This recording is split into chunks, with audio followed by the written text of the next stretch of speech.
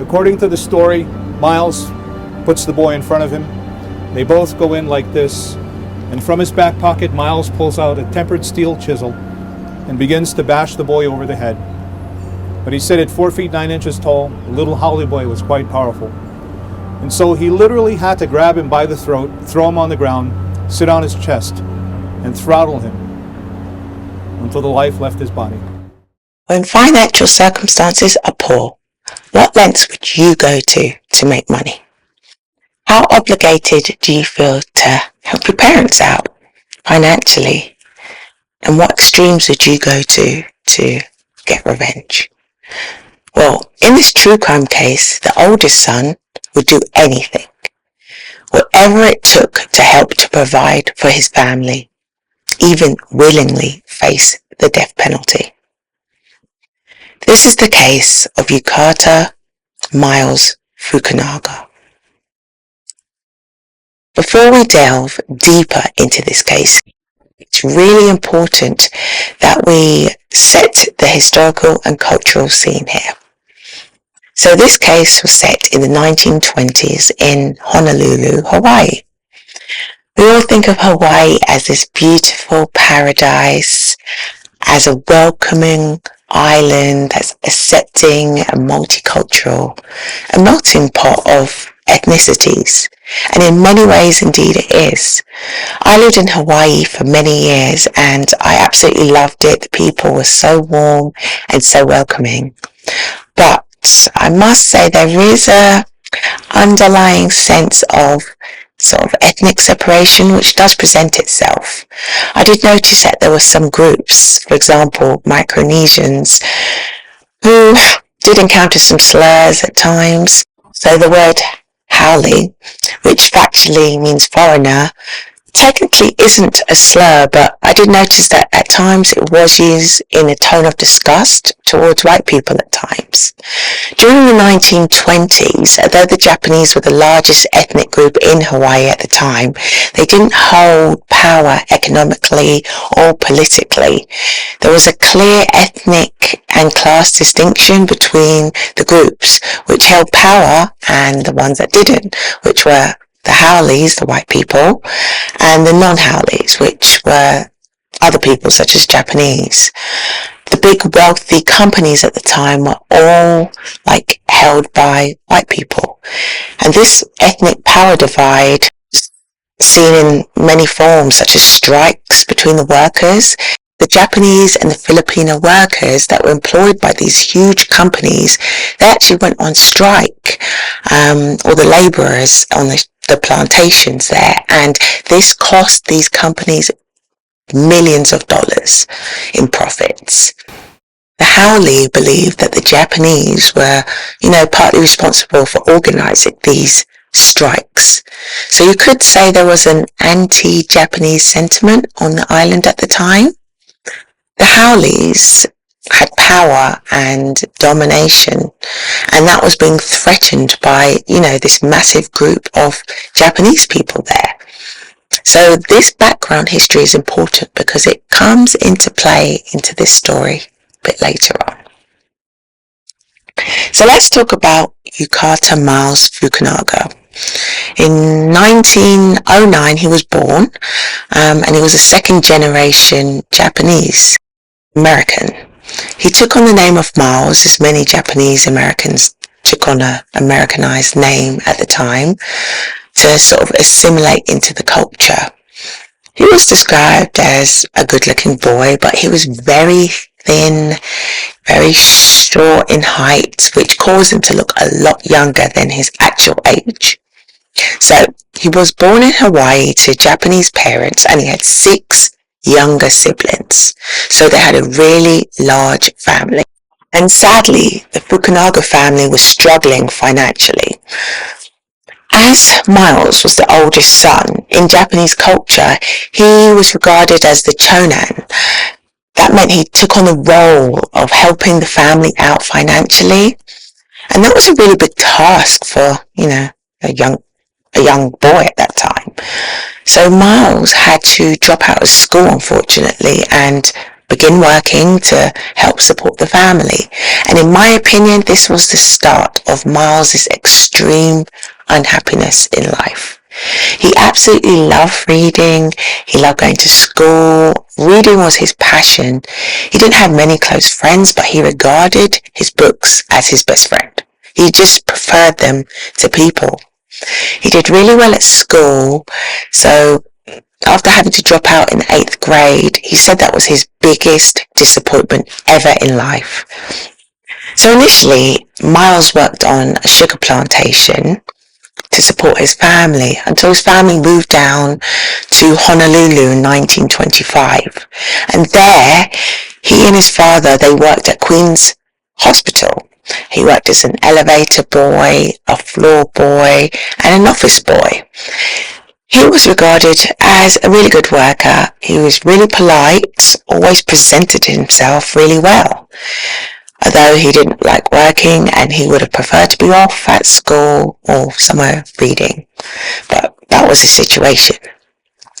So the hospital he worked at promised him a $5 raise twice, and he never received it. And times were really hard. His parents didn't have enough money. They wanted to, move back to Japan, but they just didn't have enough money to escape their financial situation in Hawaii. So Myles's resentment grew and his bitterness grew. One day there was a knock on the door of their home. Myles's mother opened the door and she saw a representative of the Hawaiian Trust Company. The man there, he was demanding outstanding debt of $20 due to late fees on their rent. And he was speaking really harshly to Mrs. Fukunaga. She didn't really speak good English and she got really upset. She started crying and she was just in a bad state. So Myles went to the door to speak to the rep. Myles just couldn't understand why, this wealthy company was so adamant on getting this $20 in fees when they simply just didn't have the money. He told them, how are we supposed to pay when we don't have it? But the man, quite frankly, he was kind of unsympathetic and he rudely told them that he wanted his money right away or he was going to chase them out of the house. I can just imagine the shame and, the fear that was brought on to the Fukunaga family. And this is where Myles's pure hatred for the Hawaiian Trust Company began. And soon after, so did his plans for revenge. With the pressure to make money, debt collectors on his back, and the disappointment of having to drop out of school, there's no doubt that Myles generally was really miserable and hated his life. He grew suicidal, and in April, he actually tried to take his life. He stole some poison from the hospital that he worked at, and he drank it. But when that didn't work, he tried to hang himself.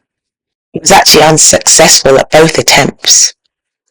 So it was just great shame. He wasn't successful at killing himself. He wasn't successful at raising money to help his family.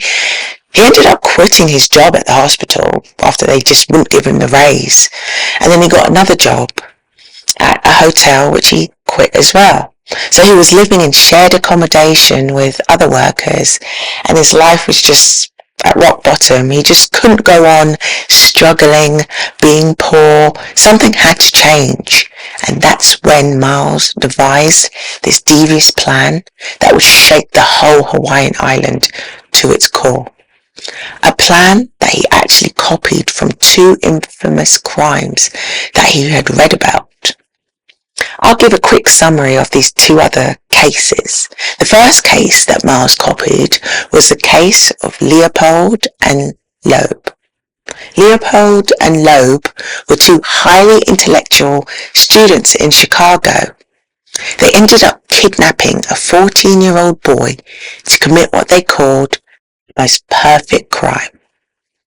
Couldn't have been that perfect because they ended up getting caught, but anyway, after murdering this boy. They sent the boy's parents a ransom note demanding money, but they were actually caught because Leopold had dropped his eyeglasses at the scene of the crime. And in the second case of Hickman, he kidnapped a girl by directly going to her school to collect her, telling the school that her parents had been in an accident. And he also used some very distinctive titles to sign off on his ransom notes. I might do a true crime case on these two cases. If you're interested, just let me know in the comments down below and I'll get onto that. So back to Myles's case. It was September the 17th, 1928. Myles had planned this to a T. He used the kidnapping cases of Leopold, Leo, and Hickman as a blueprint of what to do. He wrote his whole plan down on a piece of paper entitled Schedule of Undertaking, okay? It compiled a whole list of names and numbers of executives from the Hawaiian Trust Company. Remember the company that had knocked on his door demanding the $20 in rent? Well, the first executive on Myles's list was called Mr. Frederick Jameson. And this is how the plan unfolded. Myles called the Jamesons' home, pretending to be a healthcare worker, calling to verify some statistical data. Mrs. Jameson actually answered the phone, and she was totally unsuspecting that the answer she was about to give Myles was going to help him carry out his devious plan. So Myles asked her if she had any children, and she said yes. I have one son, and he's 10 years old.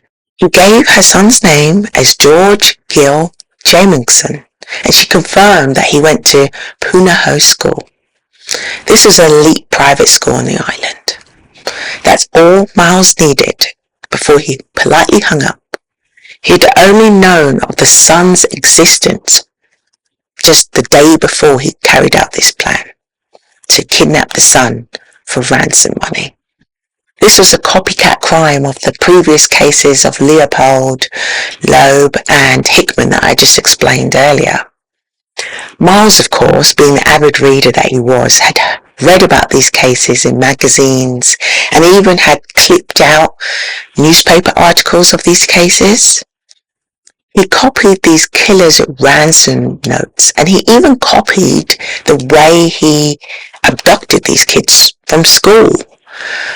I really want to stress that the son, George Gill Jamison, who went by the name of Gill, was a totally innocent party in this crime. He was known as Gill. He was only 10 years old. He was a white haole.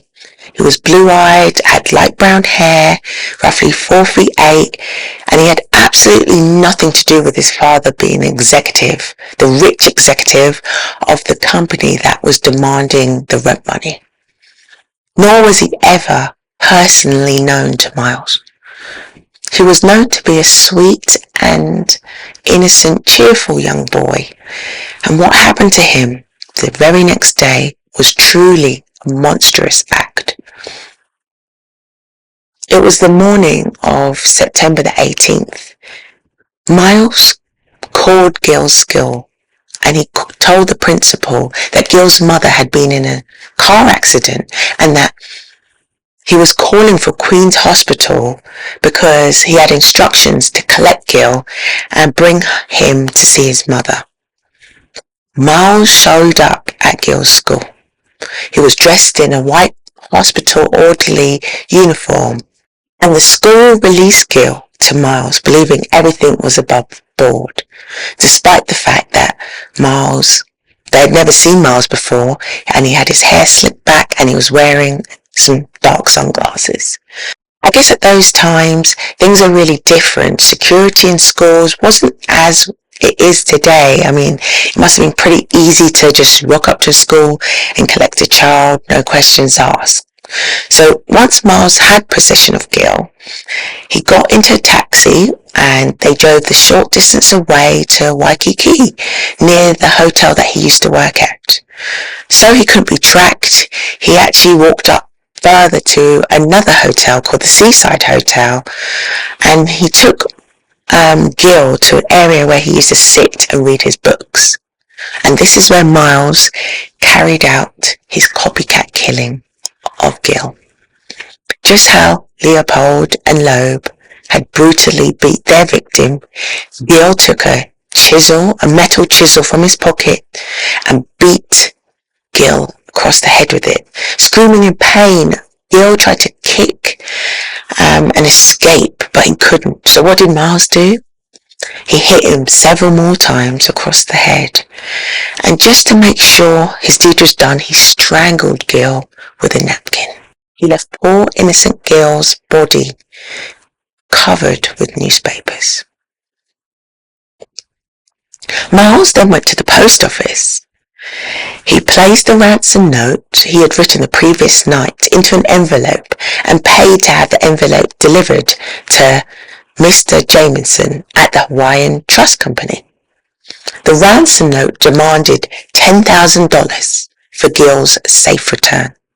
Mind you, he'd already killed Gil at this point, before even sending the ransom note.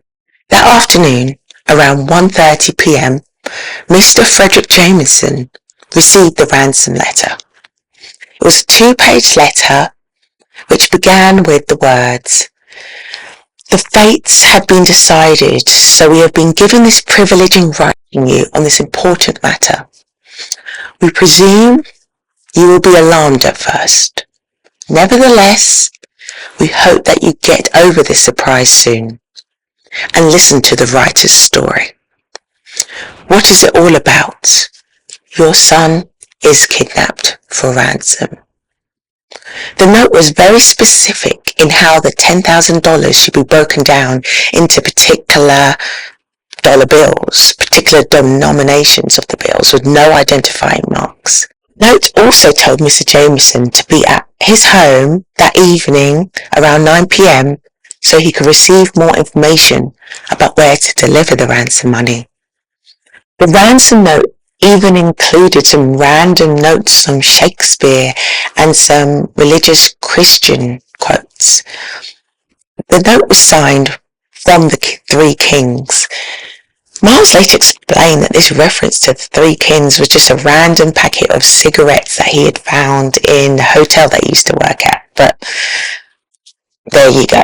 Initially, Mr. Jamieson thought it was a prank. He just thought it was a silly, sick joke. But he called his son's school, and then when the principal answered the phone, she asked how his wife was doing after her accident. At that point, Mr. Jamieson's heart must have dropped in horror. He immediately started to put the details of the story together. So that evening, around 8:40 p.m., Myles calls Mr. Jamieson at home as he had instructed in the ransom note. He told Mr. Jamieson the meeting point where he should meet him to exchange the money. When Mr. Jamieson arrived at that exchange point, Myles was waiting for him. He had a handkerchief covering his face, and he asked Mr. Jamieson to count the money out into a hat. However, after counting out $4,000 in $5 bills, Mr. Jamieson demanded to see his son, Gil, at that point. Well, he handed over the rest of the money, but, of course, Myles could not do that. At that point, Mr. Jamieson saw two men nearby and decided to jump out of his car and shout for help. Myles warned him to get back in the car or he would kill Gil, which, he'd already done it anyway. So Mr. Jamieson complied because he didn't know this. Myles said he would go and get Gil, as requested, but obviously he couldn't do that. So he fled instead, taking the $4,000. It's just nasty work. Myles ran away. He was running through people's backyards, blocks and blocks away until he reached a taxi. And then the taxi took him home to nearby where he was living. At this point, Myles started to make some elementary errors because he used the $5 bill. that Mr. Jameson had given him, which would eventually lead to him getting caught. Like, come on, for somebody that had planned this kidnapping to a T, that was pretty dumb to use the ransom money straight away if you were trying to avoid capture. But maybe deep down, Myles wasn't trying to avoid being captured. Who knows? Anyway, Mr. Jameson had now given up waiting for Myles to return with Gil. Despite the warnings in the ransom note, Mr. Jameson had no other choice but to contact the police at this point. They decided to publicly release the details of the kidnapping to the general public, and the outrage and mass response that followed was just unprecedented. The local newspapers ran several articles in search of the kidnapped boy. Gil's smiling face was plastered all across the island. Everybody was looking for him. Everybody was on edge, looking for Gil. They even let the schools out early the next day so all the school kids could participate in, the island-wide search for Gil. Everybody's heart went out to the Jamesons. Thousands and thousands of dollars were, donated. They were collected from the public to go towards his reward fund if anybody found him. The Japanese community also offered money and issued statements of support and cooperation towards the manhunt. No doubt the fact that Gil came from a wealthy family, a wealthy elite white family, contributed to the major news coverage. It was revealed to the public that the suspect was likely Japanese. You can imagine the manhunt that ensued. Every Japanese boy and man must have been terrified. The police arrested and captured several Japanese men and boys who they thought were responsible for Gil's kidnapping. In particular, the spotlight was put on this one man by the name of Harry Kaysen, who was a 20-year-old second-generation Japanese man. Why? Because he was the Jamesons' ex-chauffeur who had previously been employed by the family. Sadly, over the next 3 days, Kaysen was arrested, he was beaten, he was abused, he was interrogated. They were trying to break him down. They even brought in the big dogs, these powerful attorneys who were known for eliciting confessions. But Kaysen never broke. They beat him in attempts to make him confess. As the ransom notes were signed off as the Three Kings, they even tried to make it seem that Kaysen was acting with two brothers. But all the while, Kaysen was insisting that he only had one brother. So of course, they brought in his one brother and his sister and interrogated them. But they still couldn't get Kaysen nor his brother nor his sister to break. The police tried to manipulate the evidence to make it seem that Kaysen was guilty. You would know from my other previous true crime cases that I posted that it's not unusual for the police to manipulate evidence when investigating crimes. So yeah, I'm not really shocked that this happened. So they got Kaysen to write out the ransom note in his handwriting. Of course it didn't match. So what did the police do next? They instructed Kaysen to copy out the ransom note as best as he could, to reproduce it so it was near identical. And of course, they turned around and tried to use this similarity to claim that Kaysen was guilty. Kaysen's letter was even published in the newspapers alongside the original ransom note. And you can imagine the headlines and the way the public turned on Kaysen. At that time, in the 1920s, they believed that a kind of truth serum would make criminals confess to crimes.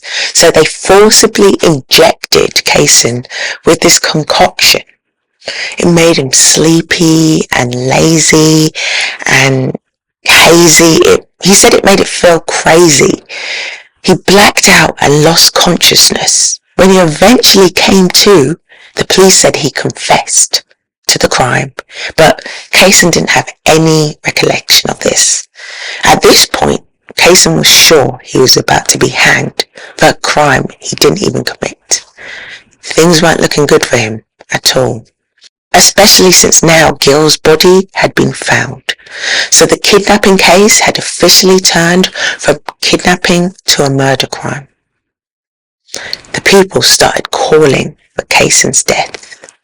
And then, at long last, the real perpetrator, Myles Fukunaga, was captured.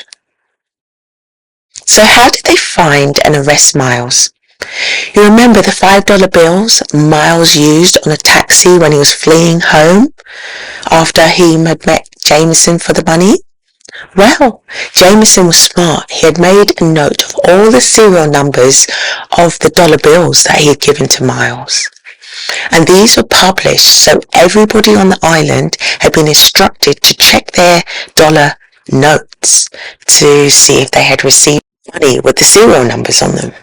Whilst the whole island was in a frenzy, searching for Gil, capturing other Japanese potential criminals, Myles was going about his business, just casually living his life. He was going to the movies, he was reading books. He admitted, though, that he couldn't sleep after he killed Gil. He stayed in town, just enjoying his hobbies, walking the streets. He even visited a prostitution house and used a $5 bill from the ransom stash that he had kept under his bed. Myles even found time to send flowers to the grieving Jameson family, just like the kidnappers who he was copying from those other criminal cases he had read about. Perhaps this was just Myles copying the other killers, or maybe it was a genuine expression of guilt he felt for the Jameson family. Who knows? Myles even discussed some details of the case with some of the workers that he lived with, but nobody knew it was him who was the murderer. However, it came to a point that Myles knew that this manhunt was inevitably going to come to an end. He knew he was going to be captured eventually. So Myles decided to visit his old town where he used to live before his family had moved down to Hawaii. Probably to reminisce, because he knew that once he got captured, he was never going to be able to go back there. It would be his last chance. This place held good memories for Myles. That's where he was able to attend school, and he excelled as a good student. He didn't have to go to work to provide for his family. Life was better back then. So, Myles used an old $5 bill again from the ransom money to catch a taxi all the way back to his old town.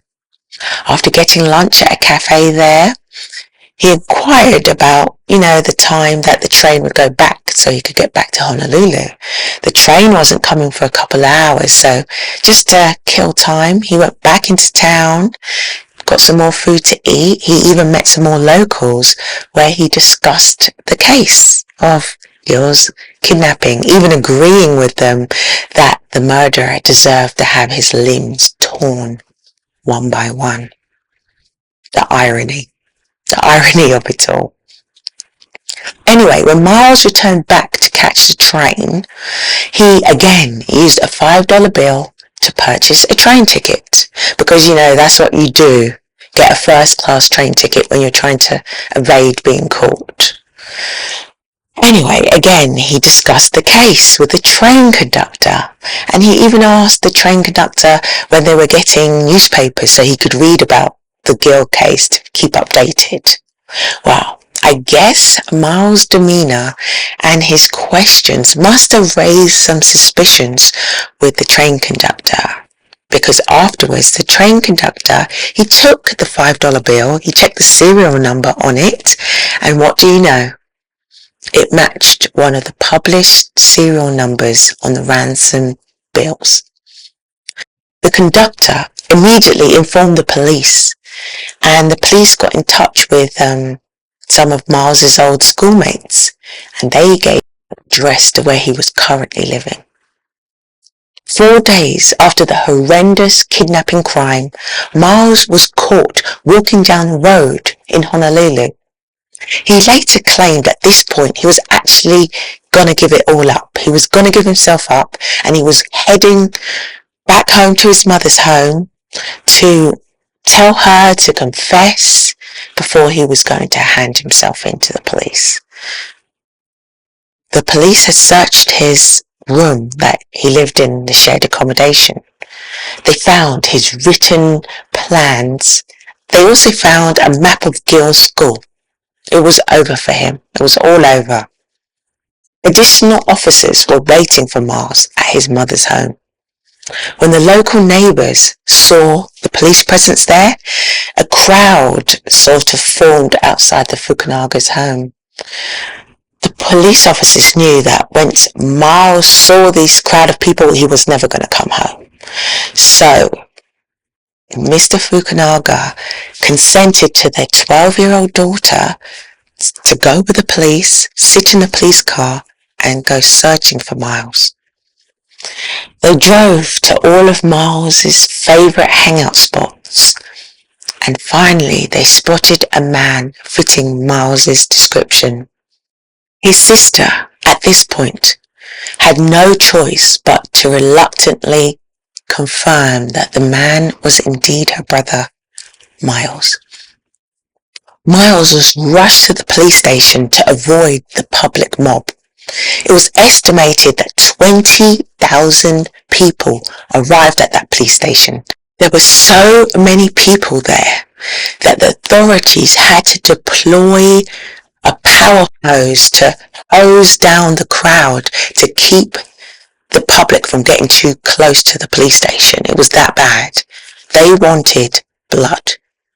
And understandably so, because Miles had gotten the whole Hawaiian island in a fearful, shocked state. They couldn't believe that their home, their paradise, had been home to a crime such as this. It was just shocking. Miles gave a full and complete confession. He also protested and argued that he was completely sane. He welcomed the death sentence that he knew everybody was pushing for. Interestingly, Miles gave 3 motives for his crime. Number 1, that he wanted to die. Remember earlier, he had tried to commit suicide twice, but failed. He hated his life. He hated suffering and being poor, a miserable high school dropout. His second motive, too.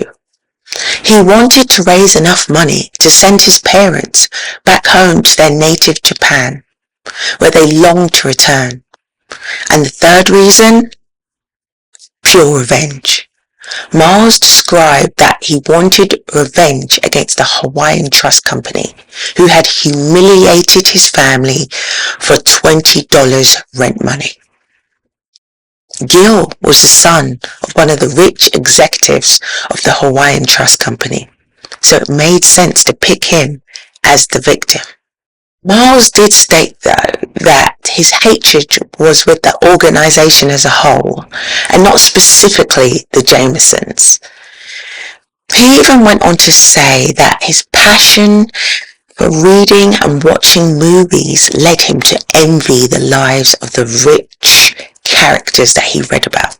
The rich people, just like the Jamesons.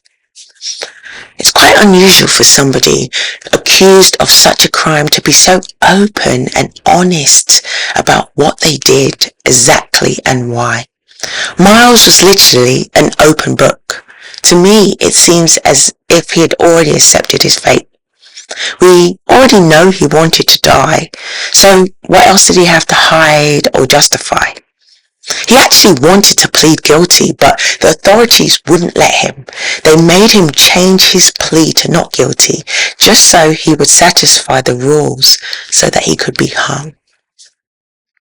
Even before his trial, he was described in the media as guilty in all the outlets. They called him the Slayer even before his guilt had been officially proven. There was no way Myles could have had a fair, unbiased trial with the amount of negative media attention he had received.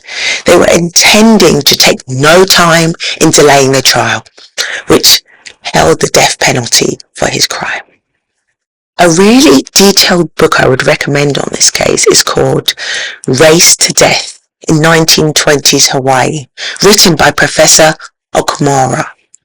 In the book, Okumura raised a really crucial point, that Myles was raced to death in two ways. One was the fact that, they weren't hanging around for this trial. They wanted his death as soon as possible after his capture to appease the public mob. And the second, that he was raced to death, as in Myles was of Japanese descent.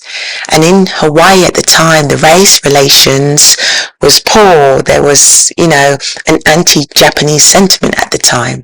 Racing to hang Myles, getting justice quickly was like a symbolic display of the power balance between the white people and the Japanese people. The fact that just a few years later, there was a case where a Hawaiian man was murdered and the 4 white suspects were originally sentenced to 10 years hard labor, but they only ended up getting 1 hour. 1 hour sentence. This just goes to show that being an elite haole in Hawaii at the time could mean that your sentence was much less harsh or even non-existent. Racial injustice at its finest. The question of whether Myles was actually truly insane or not was raised, because if Myles was regarded as insane, legally he could not be found guilty because of reasons of insanity, and they couldn't have Myles get away with this crime, could they? Because of all the debate about whether or not he was sane, his trial actually ended up being delayed 1 whole year. A university professor by the name of Myrick and a US Navy doctor by the name of Thompson, they both wrote some letters arguing, protesting that Myles was indeed insane. Myrick felt that Myles was insane because he was compelled by a force that he could not withstand. That force was the extreme desire for revenge. However, the governor chose to ignore these findings, even though the mental examination of Myles was super short, unusually short. So, with all these delays, the trial ended up happening 1 year later, but Myles couldn't use the insane defense. And the lawyers defending him, well, you could say they were pretty weak. They only spent 19 minutes of the whole trial presenting a defense. They didn't call up any witnesses. They could have called his family. They could have called his employers, his school, but they didn't. So as expected, Myles's death wish was fulfilled. He was found guilty and sentenced to hanging. Murder of young Gil Jameson. After his execution, 5 days later, the Japanese community held a huge gathering, which had to be held outside due to the vast numbers of people in attendance. It was the last public opportunity to speak to the community about the case. Some say it was also a public protest against this execution because many people believed he was insane and he shouldn't have been hanged. Soon after taken into custody, Myles had converted to Catholic religion and he had changed his name to James. He was buried in the Japanese cemetery, which still stands there today. To this very day, you could see this very distinctive, huge gravestone with Japanese writing engraved on it, which could loosely be translated to, "This is the graveside of a person who committed a misdeed." This case is fairly unheard of. I learned about it while I was living in Hawaii. So I will ask the question again that I asked at the beginning of the video. How far would you go to support your family and seek revenge? In this case, Myles, he went too far. And his actions didn't even end up financially benefiting his family at all. After all of that, his family actually had to move away to Maui because of the public humiliation. 3 sons here had died. Poor innocent Gil and troubled Myles, who was questionably insane. Just a senseless crime leading to a senseless death. This is the story of Yutaka Myles Fukunaga.